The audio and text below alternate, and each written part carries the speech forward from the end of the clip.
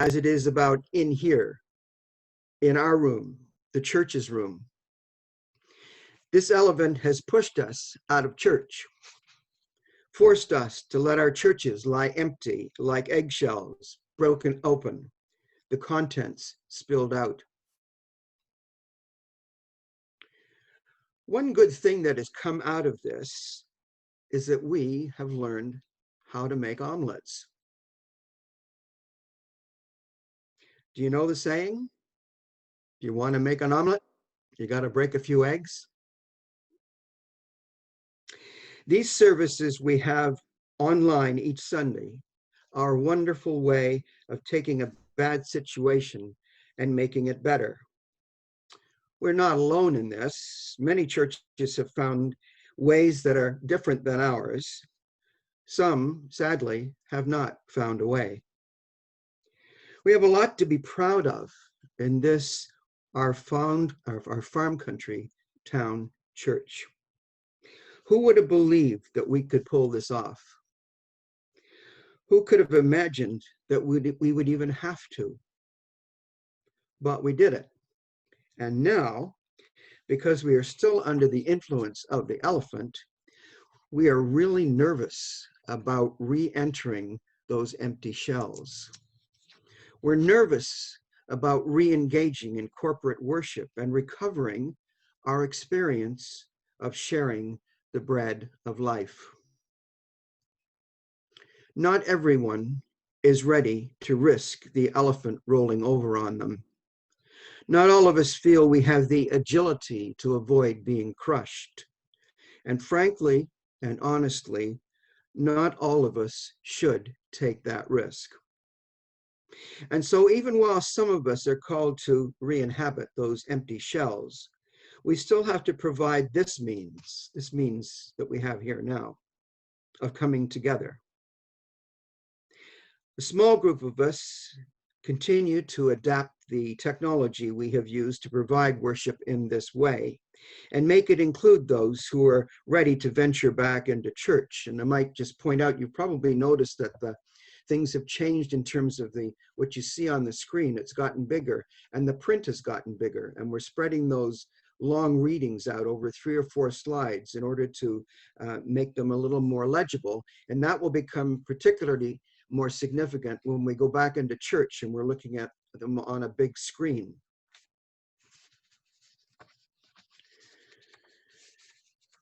Now, I think I can say without exaggeration that what we're about to do is not unlike venturing out into a landscape that has been laid waste by germ warfare. We need a few brave souls to go out and test the environment. They can't just do this as an act of reckless courage. They need to protect themselves. They need to go and make sure it's safe for others to follow. Your leaders have spent the last week, in fact, more than that, making the preparations to ensure the safety of all those who are prepared to venture out. We're not quite there, but we're getting close to the point where we can reopen the church for worship safely. I'll say more about that later. Now, I've used the image for our churches of eggshells broken open with their contents missing. And then I said that rather than wasting ourselves, we've made an omelet. Now, forgive me if I continue to work the image and wring a little more meaning out of it. The fact is, the church exists to make omelets. What we do in church in our eggshell is meant to be transformed and taken out into the world for spiritual nourishment. Not our spiritual nourishment. We get that as we come together as church, but spiritual nourishment to a world hungering for it, even when it does not know it is hungering for it. Our task, our challenge, is to make that nourishment so attractive and appetizing that folk will be drawn to it and want to know where they can get some more.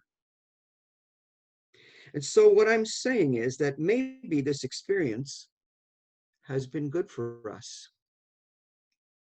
We have learned how to survive spiritually outside the environment we have so depended upon and so taken for granted. And maybe, just maybe, we will enter a new phase of life with a clearer sense of our mission to feed the world spiritually by whatever means necessary, taking advantage of what we have learned from our time of exile. One thing we have learned more about from this experience is the technology that will enable us to include folk who cannot come out to church and would not have been able to come out to church even before the pandemic forced us all to stay home. And when it is all over, or at least firmly in abeyance, a year or so down the road, this new learning will stay with us. No one needs to be excluded from participating in weekly worship. The other thing is, coming back to my image of the broken eggshells, perhaps we shall also have learned again that what we share is of our substance.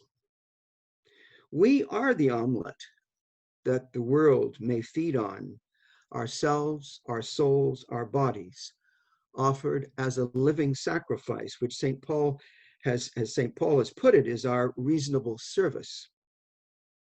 Just as we receive the body of Christ in communion, Christ's offering of himself for us, so also we are the body of Christ, offering ourselves in service to the world, God's world.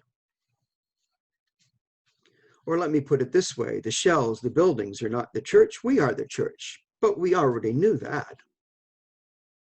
In all of this, we have not left the church. We have borne the church upon our shoulders and within our hearts as we have emerged from our shells. And maybe, just maybe, we have used those shells to protect us in the past, and maybe even use them to hide from the world we are called to nourish with spiritual food. We can, of course, eventually go back, relieved that it is all over, and once again are comfortably nestled with eggshells intact. And maybe, just maybe, we will forget that if we want to make an omelet, we have to break a few eggs. Did I just say that? Did I imply that this elephant has been good for us? Adversity, exile, deprivation always feel wrong at the time we're going through them. And yet we have in the example of our spiritual ancestors some powerful examples of how adversity has forged a more cohesive and more resilient community of faith. One of those examples is shown in the Old Testament readings we are following week by week now.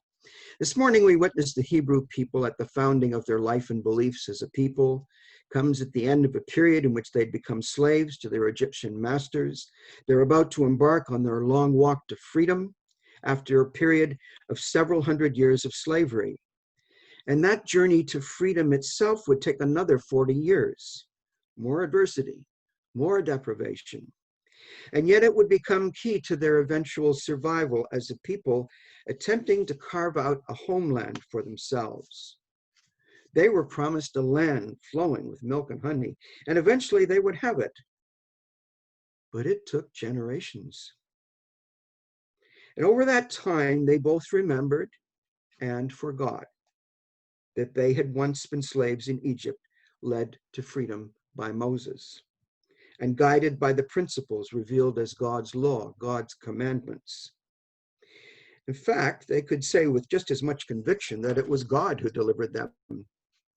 Moses was chosen by God to be his man on the ground in this great act of liberation. Now, I do not have the time to tell these stories of adversity, the period of exile in Babylon lasting some 70 years in the 6th century before the birth of Jesus, or the history of persecutions endured by the first Christians at the hands of the Romans. But I just put it to you that in being shut out of our churches and forced to modify how and how often we can gather for worship, We're in a long line of experiences that have shaped and reshaped our community of faith. We sometimes wonder, quite naturally, where God is in all of this. We may even wonder why God is allowing this to happen. It's difficult to make a full assessment of the spiritual significance of this pandemic for us when we're still in the midst of it. But we have an opportunity to interpret it in terms of our faith.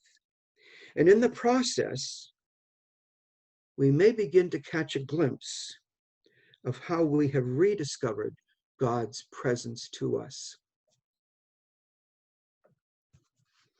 This may be different for each one of us, may be a way of rescuing our experience from the dumpsters of loss and sorting through what is truly valuable and essential to our life as individual believers and as members together of a community of faith. We know that prayer is essential, prayer for each other, prayer for ourselves.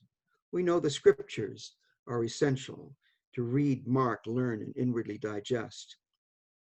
We know that coming together for worship is essential. I would even argue that music and singing are essential to our life. You may want to debate that one with me. We know that finding a way to interpret our experience in terms of our faith is essential. There are other ways of interpreting this experience: economically, sociologically, psychologically, emotionally, and even politically. But we as a community of faith need to interpret this in terms of our faith. To use an image Jesus once used, we are salt to the world. And it is essential for us to find a way to retain our saltiness. Salt in Jesus' time was used for three purposes: for flavoring foods, as it is for us, for healing wounds as an astringent, and for preserving food, still is in some respects. And surely we are here to provide flavor for life, for rejoicing in the face of adversity, for giving thanks in a time of deprivation, for healing the wounds of the spirit, and for preserving what is essential to life, the truly human and humane life. It is said Jesus shows us our full and our true humanity. This is our claim, that is our claim. And as we have discovered it and continue to discover it, so we are called to show forth in our lives what we have said with our lips. And no elephant is going to roll over and crush that. God bless. Keep strong in the Lord and stay safe.